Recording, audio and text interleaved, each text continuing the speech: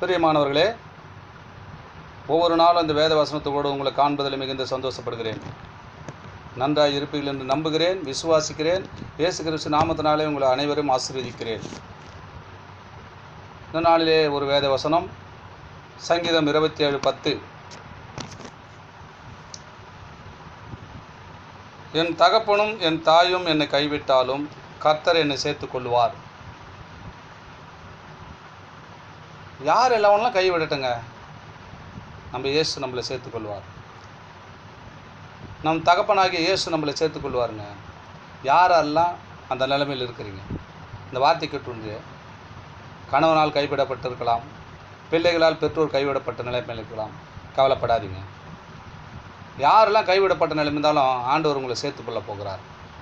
அந்த வார்த்தை சொல்கிறார், எல்லா நிலைமையிலும் சிவந்து போயிருக்கலாம், எல்லா நிலையிலும் கைவிடப்பட்ட நிலைமை இருக்கலாம். வேலை ஸ்தலத்தில் இந்த வேலை இல்லை, என்னை கைவிட்டாங்க, வேலைத்தில் இத்தனை வருஷமாக வேலை செய்தேன், கைவிடப்பட்ட நிலைமை. பயப்படாதீங்க, ஆண்டவர் சேர்த்து ஒன்று நல்ல வேலையை கொடுக்க போகிறார்.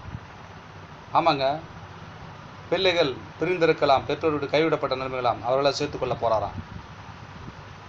கணவனை கைவிடப்பட்ட நிலைமை இருக்கலாம், ஆண்டவர் இப்போது அதை சேர்த்துக்கொள்ள போகிறார். பிரிந்து வாழலாம், ஆனாலும் ஆண்டவர் சேர்த்துக்கொள்ள போகிறேன்றாருங்க. வேலை ஸ்தலமாக இருக்கட்டும், உங்கள் வாழ்க்கை பிரச்சனையாக இருக்கட்டும், எந்த காரியமாக இருந்தாலும் ஆண்டவர் இந்த நாளில் நான் உங்களை சேர்த்துக்கொள்ள போகிறேன். எல்லாரும் கைவிடுவாங்க, எல்லாரும் காட்டிலாம் யாருங்க முக்கியமானவங்க? தாய் தகப்பன். அவங்களே உன்னை கைவிட்டால் கூட நான் உன்னை சேர்த்து கொள்ள போகிறேன் என்று ஆண்டவர் உங்களை சொல்கிறாருங்க. பயப்படாதீங்க, எந்த காரியத்தை குறித்து கவலைப்படாதீங்க.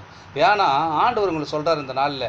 இந்த வார்த்தையை கேட்டுக்கொடுக்குற எங்கள் அன்பு பிள்ளைகளே, உங்களை பார்த்து தான் சொல்கிறாரு. எந்த சூழ்நிலையாக இருக்கட்டும், வேலை ஸ்தலமாக இருக்கட்டும், உங்களுடைய தொழில் பிரச்சனையாக இருக்கட்டும், எந்த ஒரு காரியமாக இருக்கட்டும், இது நடைபெறலையே, இது எல்லாம் இப்படி போயிடுச்சு, எப்படி சொல்ல முடியும், ஒன்றும் புரியல, எல்லாம் கைவிட போயிடுச்சு, என்னை கைவிட்டு போயிடுச்சு அப்படி நினைக்காதீங்க.